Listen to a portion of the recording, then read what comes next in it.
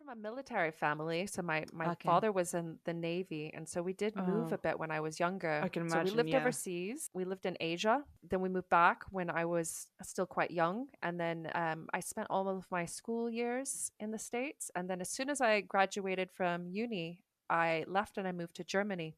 All right. Oh, And then got to the point where I quit. I started contracting, did that for a little bit in London. Still And in then design. yeah, still in design. And then my ex-husband and I wanted to move out of the city. It was just very Hmm. stressful. mm, And the Isle of Man came up on our radar. He came over for a recce. I was too yeah. busy with my job at that time with a contract. And he said, "You'll love it." And I said, "Fine, get me out of here."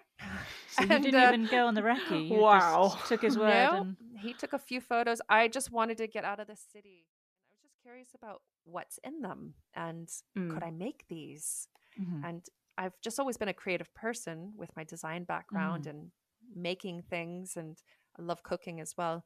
So I started teaching myself how to make different products, lip balms, soap, just from things I came across on the internet, a few basic books that were around at the time as well.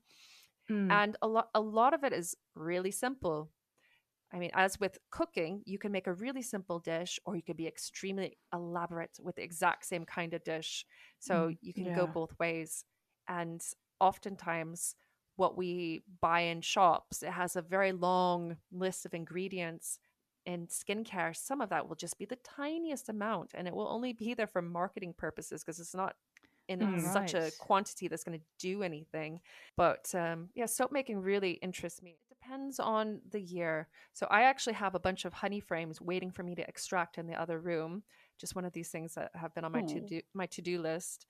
And so one of the supers, so one frame that you see that Mhm. comes out of a beehive, mm, that can have up yeah. to 5 jars of honey.